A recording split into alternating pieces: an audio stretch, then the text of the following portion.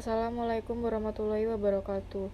Saya Aula Ika Cianingsi, NPM 1951020027 akan menyampaikan materi yang pertama mengenai strategi bisnis dari visi menuju tindakan. Sebuah perusahaan pasti memiliki sebuah strategi bisnis dalam melaksanakan visi, misi, dan sasaran yang ingin dicapainya. Strategi bisnis dibuat untuk mendukung visi dan misi. Strategi bisnis didefinisikan sebagai rencana tindakan berjangka panjang yang dirancang untuk mencapai sasaran atau sejumlah sasaran tertentu.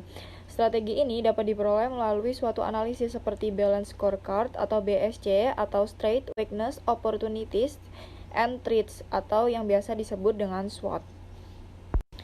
Menurut Board 2001, strategi bisnis harus fokus pada hal-hal berikut. Yang pertama, membangun keuntungan-keuntungan baru yang meningkatkan kepuasan pelanggan dan menciptakan jarak terhadap pesaing. Yang kedua, memelihara keuntungan-keuntungan yang ada untuk meningkatkan kepuasan pelanggan dan menciptakan jarak terhadap pesaing. Yang ketiga, mengurangi atau menghilangkan keuntungan-keuntungan pesaing. Nah, dalam membuat strategi SI atau TI, strategi bisnis merupakan hal yang sangat penting untuk diperhatikan. Tanpa memahami strategi bisnis, strategi SI atau TI bisa berjalan keluar arena.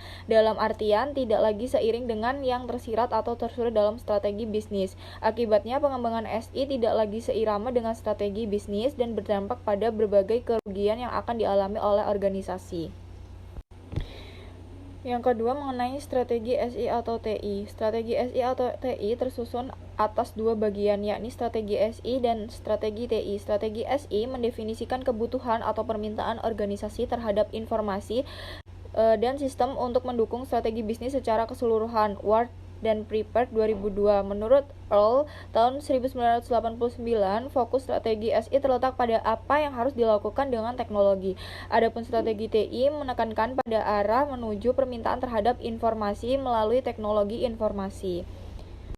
Dengan kata lain, fokus TI adalah pada pasokan TI dengan ranah yang di tangannya mencakup perangkat keras, perangkat lunak, jaringan komputer, hingga pengembangan layanan sistem dan dukungan kepada pemakai. Fokus strategi TI terletak pada bagaimana teknologi dapat digunakan untuk memenuhi kebutuhan. Secara keseluruhan, SI atau TI menurut Bohr adalah untuk mendefinisikan sekumpulan tindakan yang memungkinkan pencapaian keunggulan bisnis. Strategi SI atau TI dapat diarahkan untuk mendorong organisasi melalui paling sedikit dengan 4 cara. Yang pertama, untuk mencapai keunggulan kompetitif. Yang kedua, untuk meningkatkan produktivitas dan kinerja pegawai. Yang ketiga, memungkinkan cara-cara baru dalam pengelolaan dan pengorganisasian. Yang keempat, untuk mengembangkan bisnis baru. Materi selanjutnya adalah penyelarasan strategi SI atau TI terhadap strategi bisnis. Menurut Lufman 2000, penyelenggaraan bisnis TI merujuk pada penerapan teknologi informasi dalam suatu cara yang tepat, sejalan dengan strategi, tujuan, dan kebutuhan bisnis.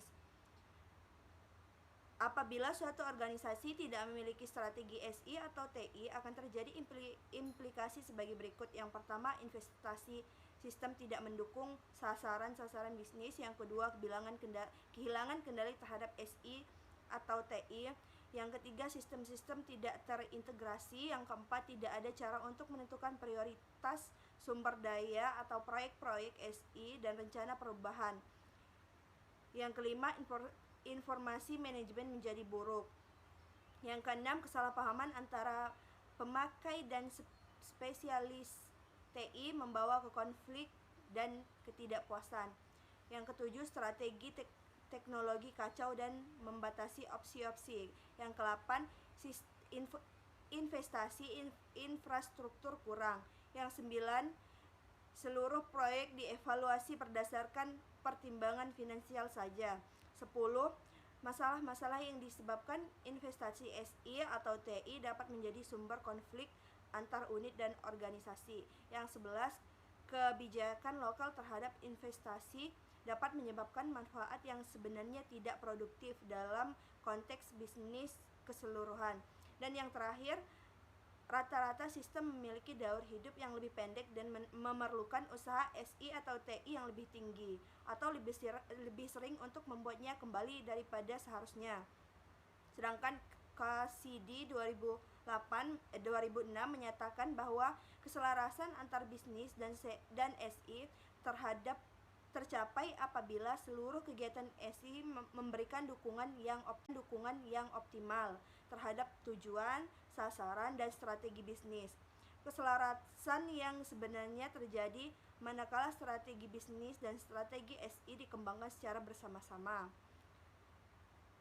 Cassidy menekankan bahwa organisasi seharusnya mengintegrasi SI dengan sistem dalam bentuk hubungan yang simbiosis. Apa yang terjadi kalau keselarasan antar strategi bisnis SI dan TI tidak terjadi? Gejala-gejala yang muncul karena hal itu dapat dilihat sebagai berikut. Yang pertama, proyek-proyek yang dibatalkan. Yang kedua, proyek-proyek yang mubazir. Yang ketiga, proyek-proyek yang tidak menghasilkan nilai yang diharapkan.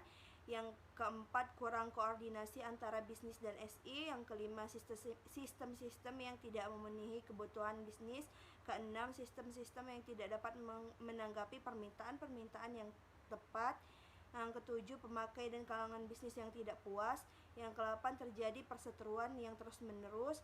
Yang kesembilan, sumber daya yang tidak pernah tercukupi. Kesepuluh, prioritas yang berubah-ubah. Yang ke-11, ketidaktersediaan manajemen bisnis. Ke-12, biaya SI yang tinggi dengan hasil berupa nilai yang rendah. Yang 12, sistem dan perkakas tidak termanfaatkan sepenuhnya. Sistem-sistem kurang terintegrasi. Dan yang terakhir, keputusan-keputusan yang dibuat SI sebagai tindakan atau opini yang emosional. Hal penting lainnya yang perlu dapat kita perhatikan adalah bahwa pencapaian keselarasan bersifat evolusioner dan dinamis, atau Luhmann 2000.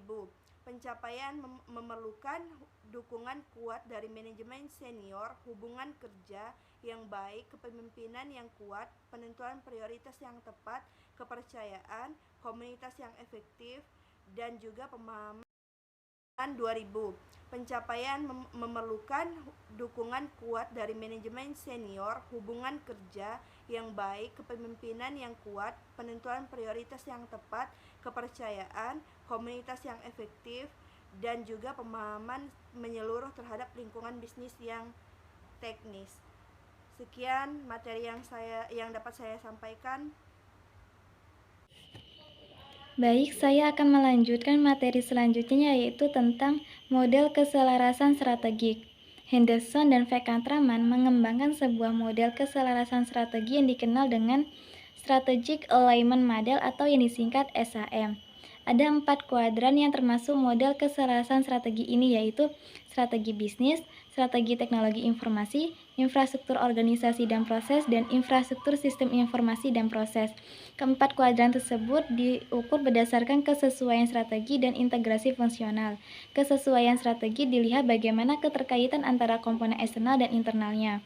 Sedangkan integrasi fungsional dilihat bagaimana kecocokan antara bisnis dan teknologi informasinya. Model keselarasan strategi yang diungkapkan oleh Henderson dan Venkataraman terdapat bagian eksternal dan internal. Bagian eksternal terbagi menjadi strategi bisnis dan strategi teknologi informasi. Strategi bisnis yaitu melibatkan semua kebijakan yang terkait dengan pemilihan posisi perusahaan dalam pasar dan bagaimana perusahaan menyadari keunggulan kompetitif yang dimilikinya. Kemudian strategi teknologi informasi yaitu melibatkan semua kebijakan terkait teknologi informasi yang mampu memposisikan perusahaan di pasar global. Selanjutnya, bagian internal terbagi menjadi infrastruktur organisasi dan proses dan infrastruktur sistem informasi dan proses. Infrastruktur organisasi dan proses yaitu kebijakan yang menentukan pengaturan internal perusahaan dalam rangka melaksanakan strategi bisnis. Kemudian infrastruktur sistem informasi dan proses yaitu kebijakan yang menentukan bagaimana perusahaan melakukan pengaturan terhadap teknologi informasi atau bagaimana perusahaan melakukan eksekusi terhadap strategi teknologi informasi. Model keselarasan strategi berikutnya diusulkan oleh Luhmann yang dikenal dengan sebutan Strategic Alignment Mature Model atau yang disingkat SAMM. Tujuannya adalah memudahkan organisasi dalam menilai kematangan keselarasan antara bisnis dan sistem informasi atau teknologi informasi. Melalui pendekatan model tersebut diharapkan organisasi bisa mengetahui posisi keberadaannya dan sekaligus dapat melakukan perbaikan keselarasan bisnis dan sistem informasi atau teknologi informasi. Komponen keselarasan strategi menurut Luhmann yang dibuat berdasarkan dari 12 komponen pada model SAM Henderson dan Venkataraman.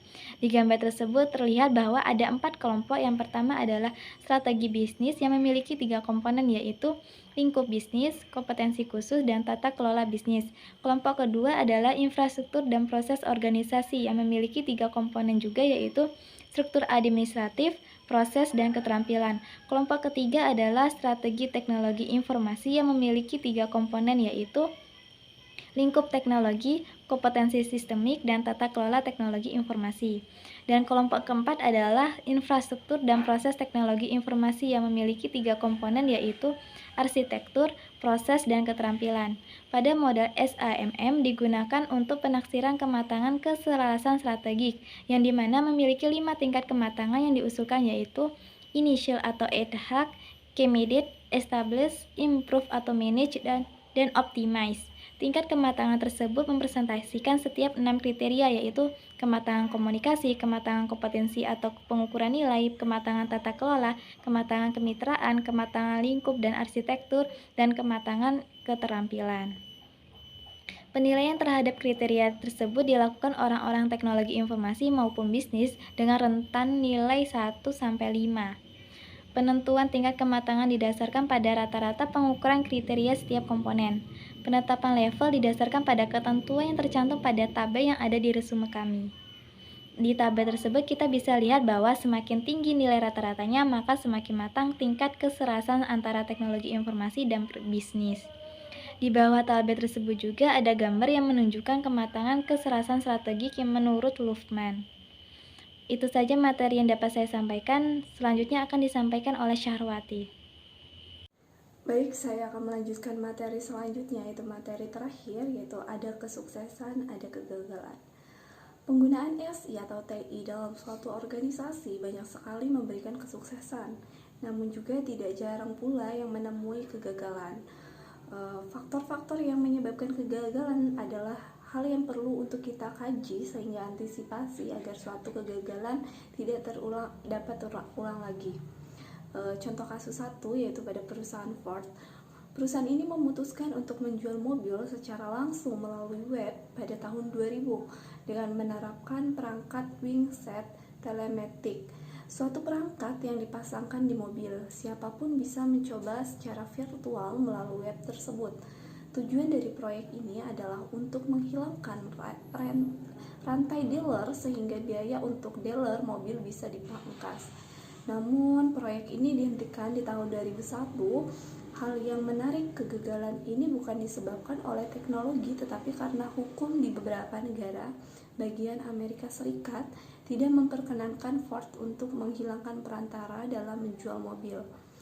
Penjual mobil harus melibatkan dealer. Kasus yang kedua pada perusahaan Nike. Pada awal tahun 2001, Nike memasang sistem supply chain dengan harga $400. Sistem ini ditunjukkan untuk melakukan perkiraan permintaan penjualan dan merencanakan pasokan bahan baku untuk menyelesaikan produk tepat waktu. Namun apa yang terjadi?